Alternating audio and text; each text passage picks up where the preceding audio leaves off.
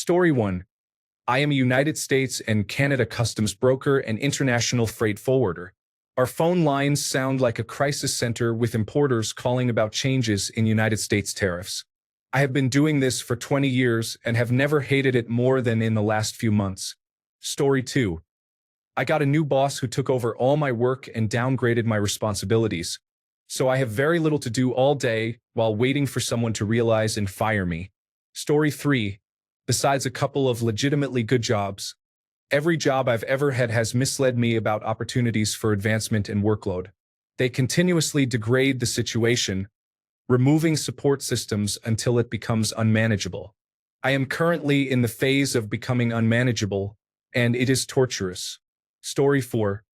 Anxiety is tearing me apart. Recently, I've become nearly unable to work. It's avoidance behavior because I am so paralyzed by fear of failing that I am failing. I think it's a challenging combination of being in a new field and working remotely. I thought remote work would be amazing. Everyone tells me how lucky I am. Nearly 2 years in, I'm going crazy. I feel lost and abandoned. Everyone else is busy, so I don't even know who to ask for help. Others came from a healthcare background while I came from real estate. It's laughable that I'm reporting on things I don't even understand. I have even more anxiety because I've been hiding it well, but I'm starting to miss deadlines, and everything is bubbling up. I know I am capable and smart, and this is so unlike me, but I just can't seem to muster up that self-control. I have anxiety because I'm getting paid so much money, but I would fire myself if I were my employee. I had a panic attack yesterday. I literally had to crawl into bed and hide under the sheets to feel safe. Anyway, I'm gonna get off this platform.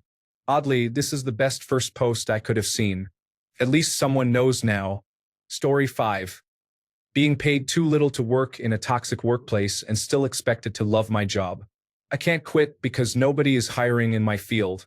How am I supposed to gain experience if nobody wants to give me a chance? Story 6. My girlfriend is an oral surgery assistant who attended trade school. After 3 years on the job, she earns $22 an hour. She has significant seniority and specialized training, including being dance certified, although I'm not fully aware of her exact responsibilities. Interestingly, she makes more per hour in her weekend restaurant job running food. This situation highlights the struggle she faces, working full-time as a surgical assistant and also working both weekend days at a restaurant to make ends meet. At her practice, they don't provide the next day's schedule until 7 to 10 p.m. the night before, requiring her to be in before 8 a.m. at one of 3 locations that are an hour apart. Occasionally, she receives early morning texts asking her to report to a different location at another time. The combination of poor hours, management, benefits, and pay is disheartening. She has a meeting tomorrow to negotiate a raise after being turned down multiple times recently. Please wish her luck. She truly deserves it. Story 7. It is soul-draining and does not even cover bills and gas, but it is the highest-paying job I can find. I cry on the way to work and on the way home every day. However, I must work so my children have a place to live and food to eat. Story 8. I literally haven't received a raise in 3 years, and I keep getting more work piled on top of me. I am seriously considering quitting in the next month. Story 9. I, a 43-year-old female, dislike my job today because my boss decided that the men in the company needed a men's-only Christian support group funded by the company, during company hours, with lunch provided. Women are not invited, yet he informed me that I was expected to serve them lunch. Story 10. I was not meant to be a corporate office worker. It feels meaningless and mind-numbing, but it pays the bills. Story 11. I made a mistake and excelled at my job in a company that takes advantage of my skills. They increased my workload by 125%, but I will be fortunate to receive a 3% raise this year. Story 12. I work for a small logistics company with just 3 people. My boss often finds excuses not to come into work. I feel as though I do 90% of the work while only receiving 5% of our monthly commission.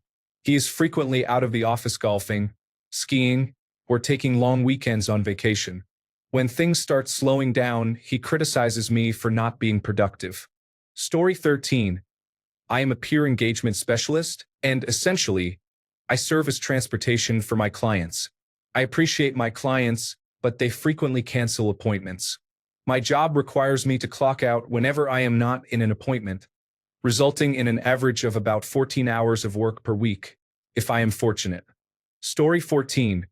Preschool teacher burnout.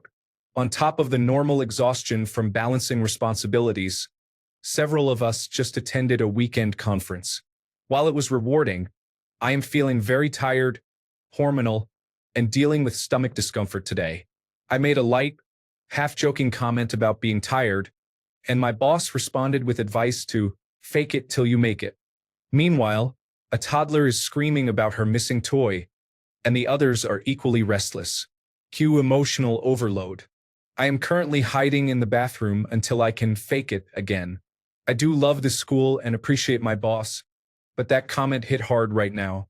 Story 15. Nonprofits are uncertain about their future without federal funding.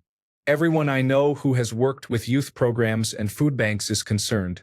It is incredibly sad and frightening to think about the services that may no longer be available to those who rely on them. I am eager to see how we can come together and improve the situation, but I am apprehensive about what it will look like in the meantime. Story 16. I am a full-time salaried employee, but I am honestly just bored. There is almost nothing to do or work on by the middle of the week. It also does not help that our managers are not the best communicators. Story 17. Because every Monday is extremely challenging, I do not earn enough money for this ever-increasing stress, and someone is always absent, requiring me to cover for them. Story 18. High stress in summer are coming to a beach town in southern New England. The cuisine is influenced by wealthy traditions. Story 19. Can't afford to quit, but I can't afford to stay because I'm left with 1,300 euros a month, while I need 1,800 euros to live comfortably. Story 20. I dislike my situation for a variety of reasons.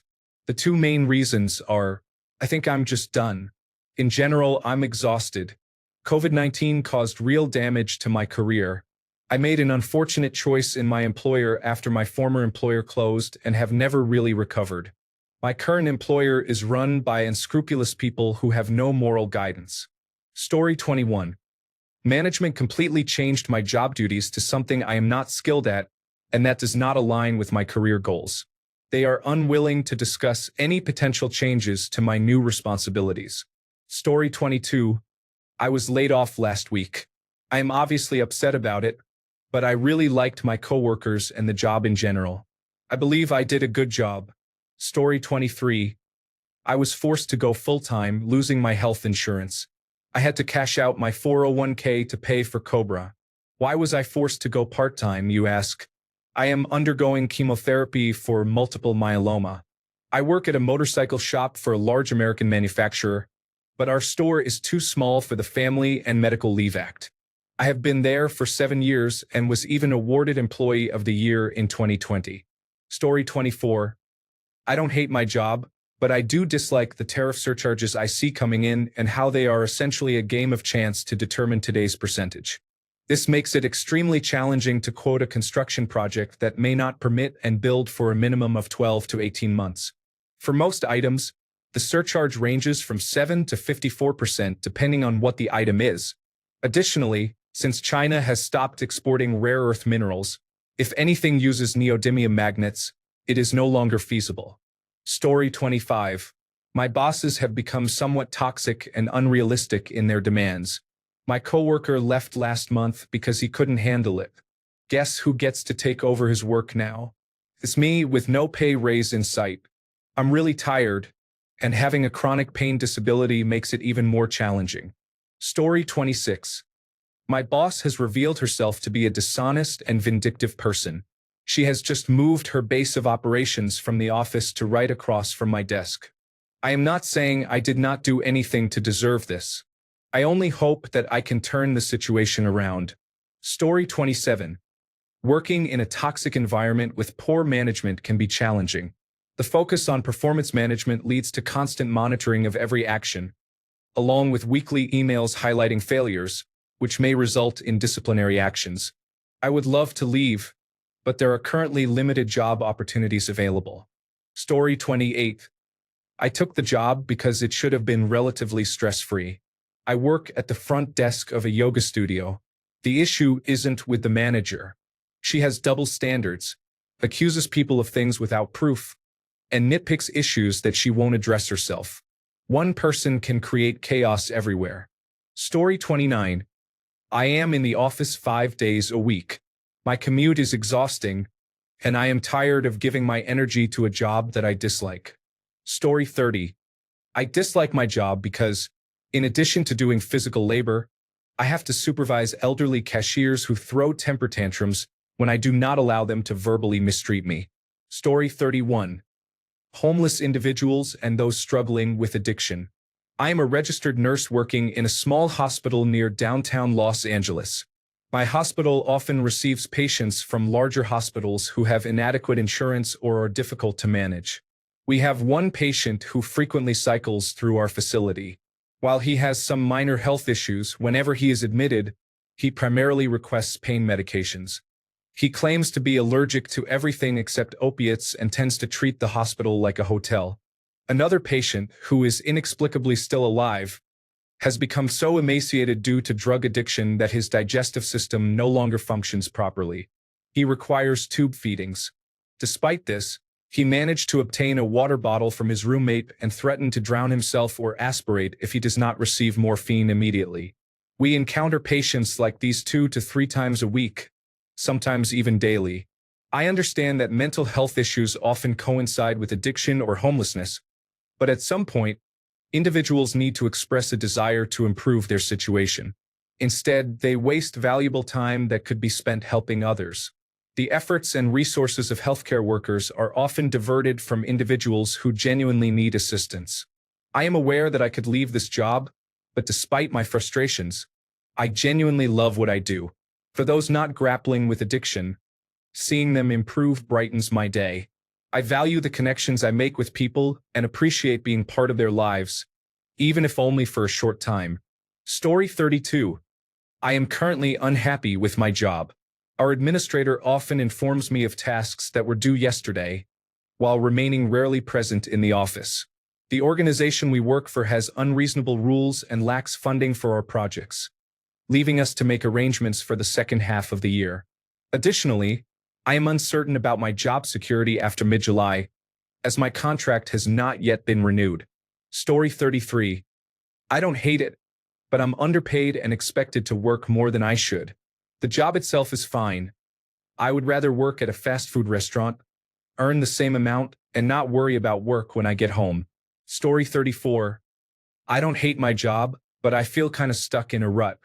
I interviewed for an internal promotion and ended up in second place. I have now had a second interview for a different position. I was promised to hear by Monday, but I still haven't heard anything, so I guess I'll remain in my current position. I need to find something else, though. I love most of my colleagues, but the ones I don't are challenging. Story 35. As a landscaper, I dislike the job. The sun is hot, the wind is cold, it rains too much except during a drought. Money is never enough, and the boss, clients, and coworkers often make me regret waking up. But at least I'm not dead, I think. Story 36. I am not in the right position for myself. The pay is excellent and the benefits are good, but I do not find the work interesting. However, I cannot afford to switch jobs, nor do I want to search for a new one. Story 37. Customers expect miracles to compensate for their lack of planning. I will need to stay late because these individuals could not send an email in a timely manner. Story 38. My new boss was previously a middle school principal and has no idea what she is doing. She does nothing and is unaware that she is not performing her duties correctly. Story 39. In late 2023, I assisted a union member file a discrimination complaint against our human resources director for making homophobic comments. The complaint against the HR director was deemed unfounded, even though other employees confirmed the allegations in their findings report. Last year, that union member retired out of fear of retaliation. Right before his retirement, the HR director filed a sexual harassment claim against me and that member. The initial investigation concluded the claim was unfounded based on statements from witnesses. Dissatisfied with the results, the HR director hired an outside law firm to reinvestigate and compelled our employer to do the same. The reinvestigation expanded witness interviews to include all union officers, managers I had worked with, and reviewed my personnel file, which contained no relevant information. For over a year, I have been under investigation for allegedly sexually harassing our HR director, even though I have never engaged in such behavior, and there is no evidence to suggest I ever would. Do I hate my job? Absolutely.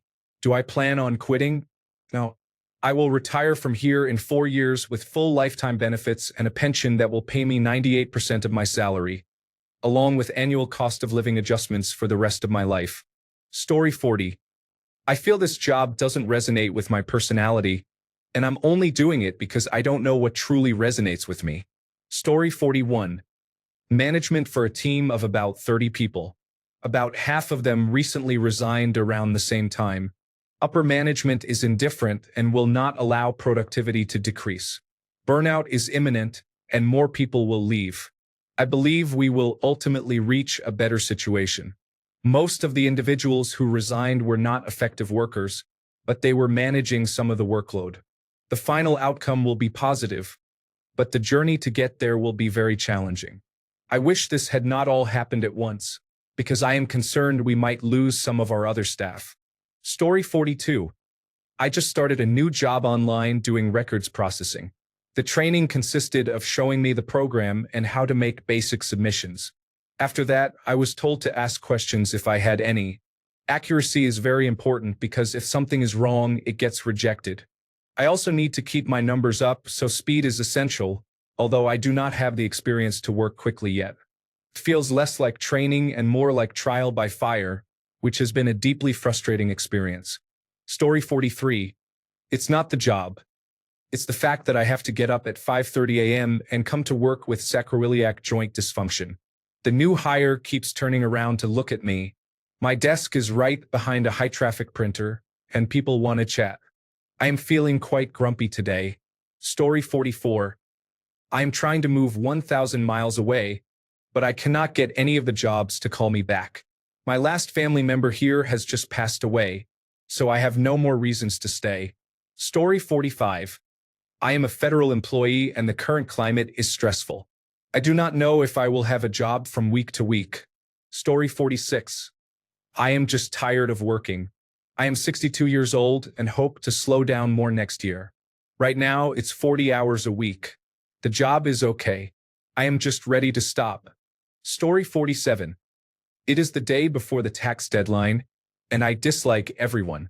People have no idea how overwhelming and stressful tax season is. Then all the last-minute individuals come out, and I am ready to tell them to go away with their, "It's a simple return and shouldn't take long" comment, as if they are our only client. Days like this make me dislike people. Story 48. They just made us take a mandatory active shooter training module where they played videos of an active shooter situation with no warning. We then had 15 seconds to identify what the main character did right or wrong. My favorite parts were the gunshots, screaming, and motion sickness-inducing shaky camera. The video lasted 5 minutes and was unskippable and unmutable on the website. The video had no relevance to the test required to pass the module, which consisted of a single question. The answer was run, hide, fight, as if we haven't been hearing the same thing for the last 25 years. It's been 20 minutes. I only watched the first minute and a half until I could mute the computer. I am still shaking and think I will lay down for a while and call it my lunch break.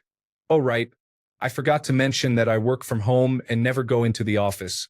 Story 49. A good job situation was completely destroyed when we got a narcissist as our department head. I can deal with narcissists, but after my supervisor became a total zealot, she was allowed to run things her way as a micromanager, convinced that no one could do anything as well as she does.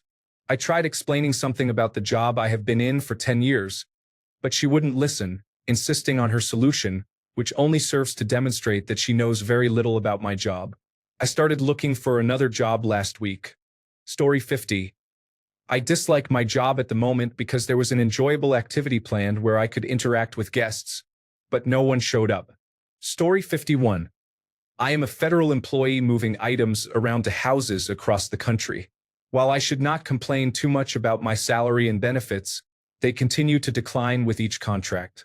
The most recent one was disappointing, and it seems that those in charge want to see us fail. Job security is very low, which causes significant stress at work. Story 52. I work in real estate software as a service. I may not be an expert, but it can be frustrating to deal with individuals who require constant supervision. Story 53. I dislike my job, but it's not due to anything specific about it. I simply do not enjoy working. On paper, this is the perfect job for me. When I was working in fast food, I wished for a position where I didn't have to interact with people, where I had my own desk, where I could decorate it as I liked, where I could bring my own coffee or make one at the office and savor it all day, sitting in a comfortable office chair in an air-conditioned environment and just typing.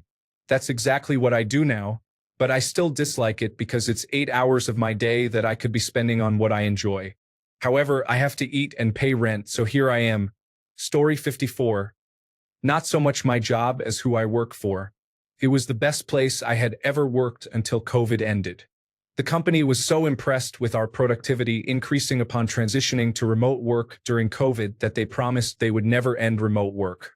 Well, the moment COVID subsided, they announced mandatory hybrid return to office. They acknowledged they had broken a promise but never apologized. They flat out refused to provide any reasoning as to why they ended remote work and are fighting every single medical accommodation request vigorously. If you ask leadership about return to office, they get visibly angry and say that the conversation is a downer, so they don't want to talk about it and will threaten your employment. Then they go on to talk about restoring trust in leadership through open and honest communication as per our core values, and how we are a family, and that any topic is fair game. Hypocrites. That's called dictatorship, not leadership. One person was told they could bring in a wheelchair but kept having that accommodation revoked, citing it as unsafe for the working environment. She quit after going to the emergency room twice. Another person is extremely immunocompromised and was told that an N95 mask was placed on their desk. He has been refusing to go in and may be fired. Another person, about whom I don't know many details, had to go to the emergency room due to the company's actions. They are ignoring contracts that state an employee's work location as remote and threatening them if they don't go into the office. Someone needs to sue the company over this. The CEO is upset that people spend so much time on Microsoft Teams, despite us having team members all over the world that we work with directly all day. I guess he expects us to use telepathy. They promise they will never lay off those who are full-time remote, either due to being hired during COVID or having moved away from the office during COVID. But we all see how much weight their promises carry. They even started taking attendance at the start of the workday as if we are in elementary school. My direct manager is very opinionated and not afraid to share his views, despite multiple complaints to leadership.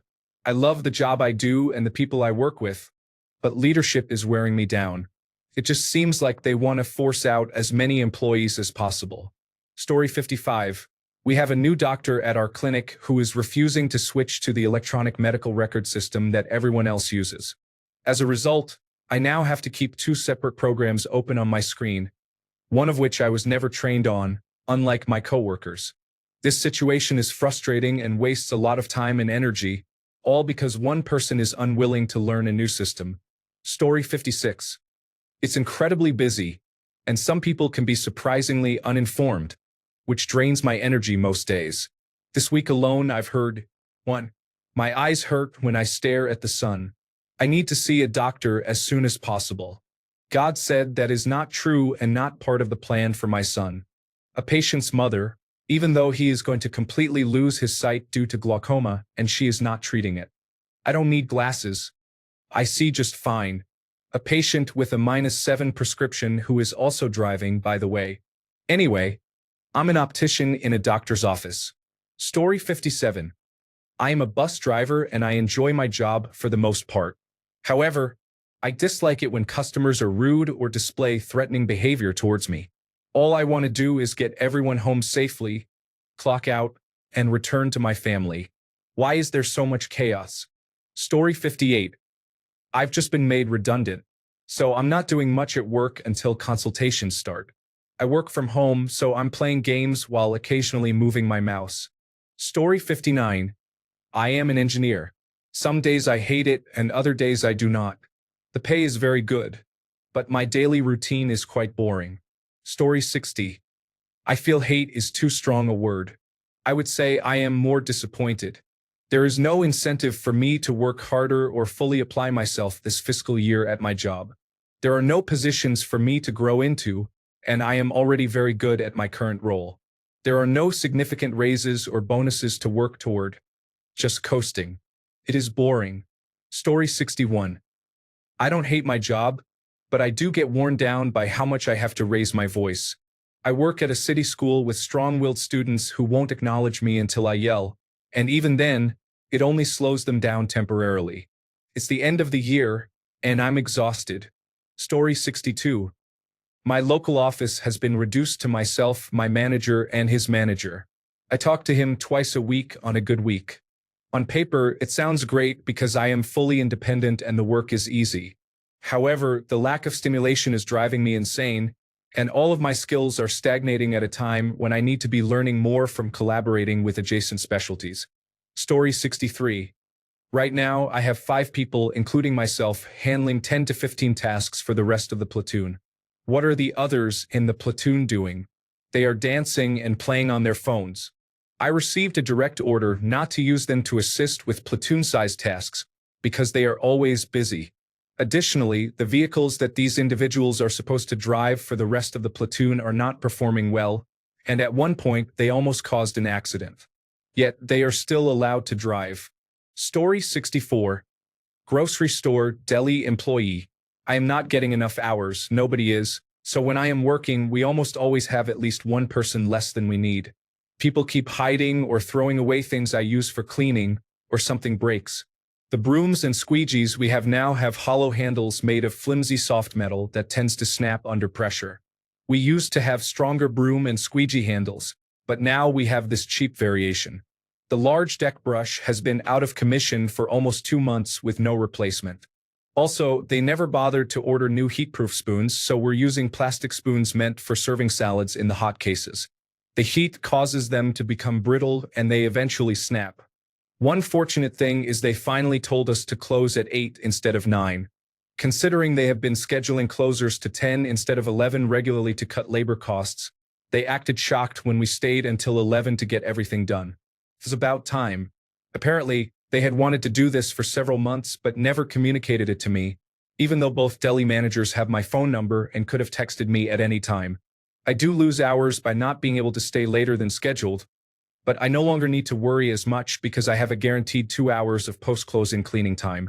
So that does mitigate some of my job dissatisfaction. However, I am in customer service in the United States, so I have to deal with American customers.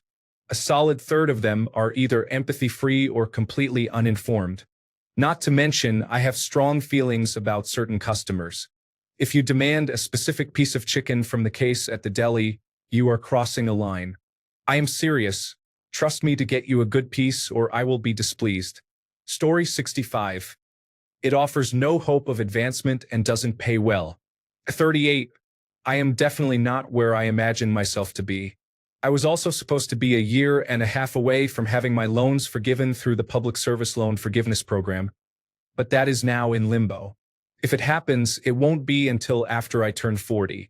I'm studying to change fields, but starting over this late in my career, which feels stagnant, while still unmarried and without a house, makes everything seem hopeless. It is quite demotivating. Story 66. I work in a small business at a hobby game store. I consistently work well over 40-hour weeks with no extra pay for hours beyond that and no real breaks on any of those days. Due to the Pokemon boom, it has become much busier, and customers have become increasingly obnoxious about every card that comes into the store. I am frustrated with the entitlement and people trying to make a quick profit off me. Additionally, I cannot afford proper insurance, and my boss is not willing to provide it for any of us. I know he can afford it, but he always opts to be cheap. Story 67. I have to constantly remind myself that I have a stable job that pays well with solid benefits because there is just too much work all the time. We have quantified our workloads down to the hour, and it is not possible to do all that is being asked of us. Couple that with a growing culture of fear, where we are making a list of everyone who does not complete certain tasks, and it makes you feel like you are walking along a cliff's edge on a windy day most weeks. Story 68. Retirement job involves basic tasks alongside younger individuals who seem resigned to remain in their current situation indefinitely. It's challenging to discuss saving and contributing to a retirement plan, and I understand the difficulty. It's hard to justify taking money out of a paycheck to save when rent is due. However, free money can accumulate and may fail to recognize this. Story 69. I am in a role that is truly one of the most essential to the overall function and success of the company, but I am certain we are among the lowest paid and least respected. We are expected to handle numerous tasks on various files. We are often placed in challenging situations without any training, and if we seek help, we are essentially told to figure it out. I mean it when I say that the company will genuinely lose money, business, and potential contractors if we do not perform our jobs correctly and within tight time frames. The company is generous with paid time off, but to take time off requires a complicated process of finding someone to cover your desk, which adds to their own workload, meeting to review all your files, writing out detailed instructions for tasks that need to be completed, and then hoping it gets done without overwhelming them and causing things to fall through the cracks. Remember, we are among the lowest paid positions in the entire company. The real disappointment comes when we are told they want to see us succeed and grow, but the criteria for promotion are so arbitrary. They keep raising the expectations further out of reach. I once mentioned that it feels unattainable, and I was told it comes down to the company's finances and that they cannot afford to give everyone raises and promotions. Essentially, it is by design that not everyone in my role will have an opportunity to grow and succeed. The unfortunate reality is that many people in this role are underemployed. Some have not been able to work to their full potential, while others fell on hard times and just needed a job. The company culture discourages viewing this as just a job, and they excel at persuading people to believe it is a dream job. There are individuals in roles such as corporate communications who primarily write articles for the company intranet or send email newsletters, often doing a poor job of it, as important details frequently get overlooked. They are compensated more for having less work and less stress. These individuals could leave tomorrow, and there would be little consequence due to their failure to complete any necessary work. We would likely miss out on an article about some top executives' lessons learned from a river rafting trip or an email newsletter about an upcoming company party without relevant details. Story 70. The tariff situation makes the warehouse full of products feel worthless since we import from China. Therefore, I feel like my job every day is meaningless and will amount to nothing in a very short time. Story 71. I cannot accurately add to this post, but I will share something. I do not hate my job. I work with great people and have good benefits. I just dislike today. I had a couple of daunting tasks assigned to me, and my brain shut down. A headache ensued, and my mood soured quickly. However, there are only 3 more hours until I go home as of this posting. Story 72. I was passed up for a promotion for the second time, even though I am the best in my department. However, I am neurodivergent and struggle with office politics. Everyone above me turns to me when they do not know what is wrong. Story 73. I have been there for over 17 years. I am feeling a little burnt out. I do not necessarily hate it. I would like to try performing in adult film. Many people say I would learn a lesson the hard way. I will just have to see for myself. Story 74. I have learned to embrace challenges, stop complaining, and do everything asked of me because the job market is poor, and I cannot afford to appear expendable. I have no negativity toward this. Company first, that is what I always say. Story 75. I'm not complaining. I want to emphasize that I absolutely love my job. However, as a paraprofessional in a rural school while attending college and managing a business outside of school hours, it can be tough. I have significant issues with the woman I work under. She perceives herself as superior and often brags about having a white man work for her. I do my best to meet her needs, but it often feels like I am responsible for her class. My primary duties involve assisting students, ensuring they understand the material, and providing one-on-one support when necessary. Story 76. This is why college is a scam and why Trump wants to dismantle the Department of Education. Colleges and professors often take advantage of students. This is why I have an ineffective 2-year accounting degree and no job. Story 77. Government civil engineer. Aside from promotion, I have never received a raise of more than 2%. While I appreciated the stability when the Great Recession started 3 years into my career, the minimal raises during the high inflation over the last 4 years have been disappointing. I did the math. Adjusted for inflation, I am earning $14,000 less a year than I did in 2019. However, being more than halfway to my fixed benefit pension, I feel I need to stay unless I find another government job in the same pension system. The citizens we deal with are often challenging, we are overwhelmed, and we receive little support. I find myself almost hoping for a recession so that construction slows down again. Story 78. I am a licensed customs broker, primarily focused on import regulatory compliance. The past few months have been notably interesting. Story 79. I am a United States federal employee, which doesn't really require further explanation. I absolutely loved almost everything about my job 6 months ago. Story 80. My job looks great on the outside, pays well, and has comfortable benefits, making it pretty easy. However, I suffered severe brain damage a couple of years ago, and everything has become so hard. I lost all my friends at work and now feel like a strange hermit. When I think about trying to survive on disability and pay for all my treatment without insurance, I feel trapped. I hope to receive a settlement from the accident. Story 81. Trying to get into the dating game and beginning to realize that having a night shift job on weekends is absolutely killing my prospects.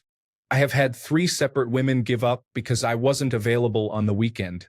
Story 82. Working in security can be challenging. Laws often do not support us, and work policies can be unfavorable. The police rarely respond when we call. Despite this, it can be a somewhat relaxed job. Story 83. I have consistently felt overwhelmed with my workload for about a year now. I have brought it up multiple times to management, but the only time they temporarily listened was when I was about to quit. I am the only person who knows how to do what I do on my team, so I cannot really ask for help. Recently, I was promoted from hourly to salary. However, they offered me a lower salary than I made last year, when I could earn overtime, and now I have additional responsibilities. I was told I am not allowed to negotiate my new salary.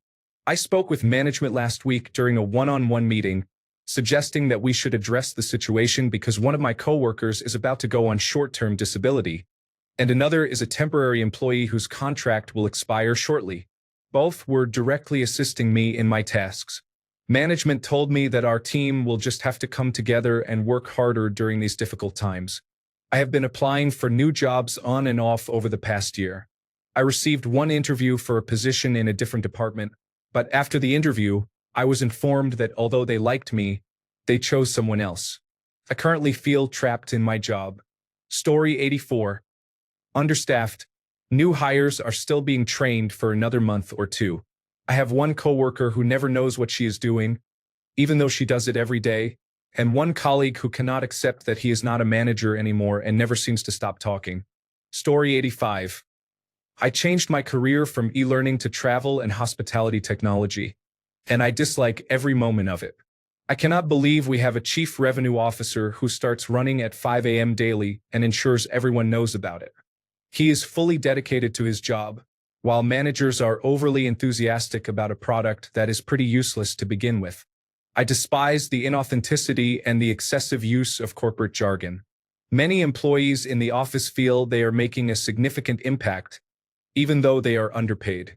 I am compensated well for my work, but I still feel a strong aversion to it.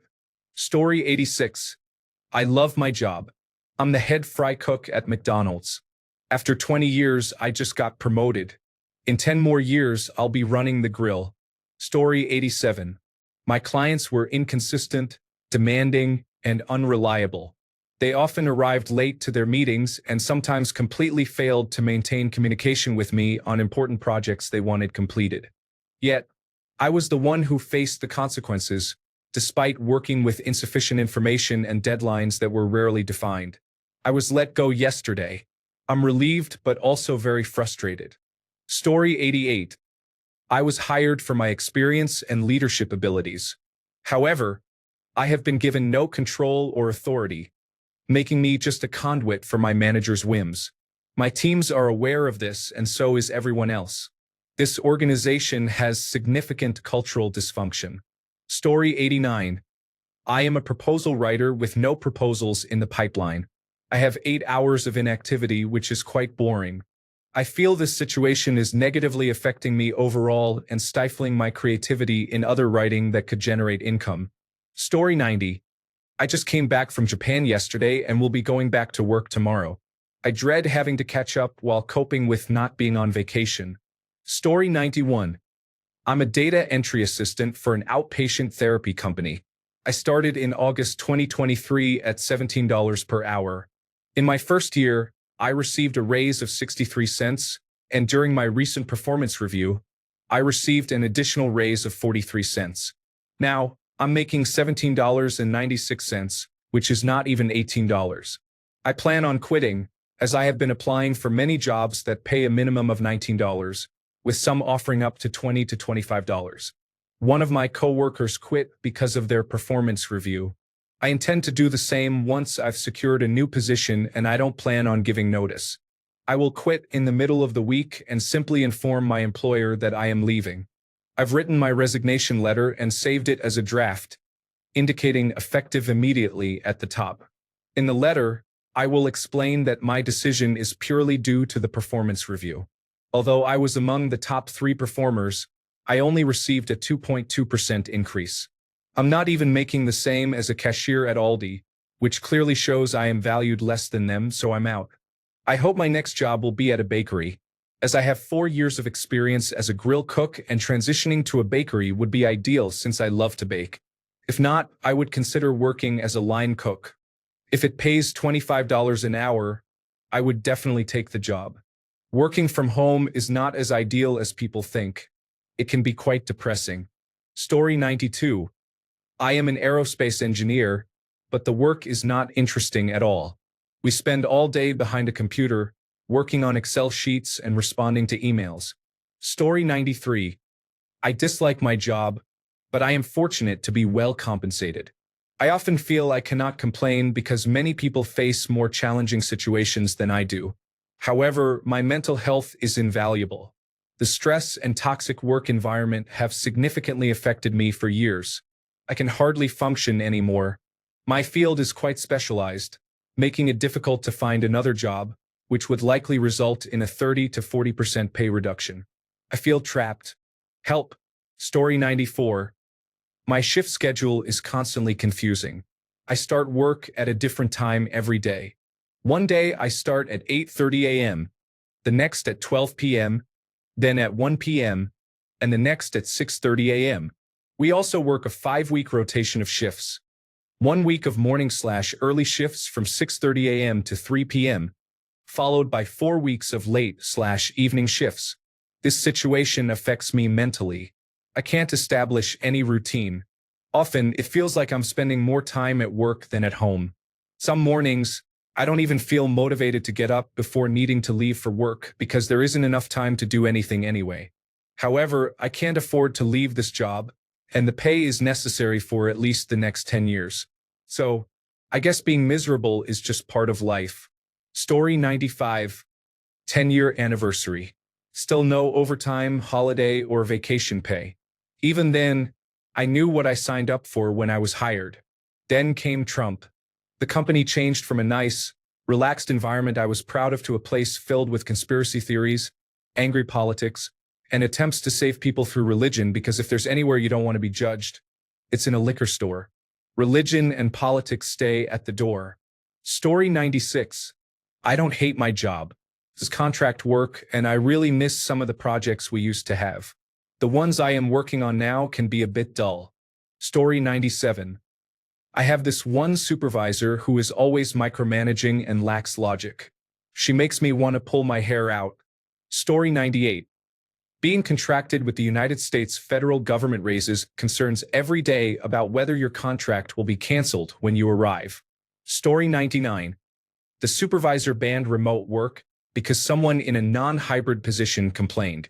Additionally, our funding is being reduced and many employees are being laid off. Story 100. I've gotten to the point where if my car had a trailer hitch and I had some ratchet straps in a trailer, today would have been my last day.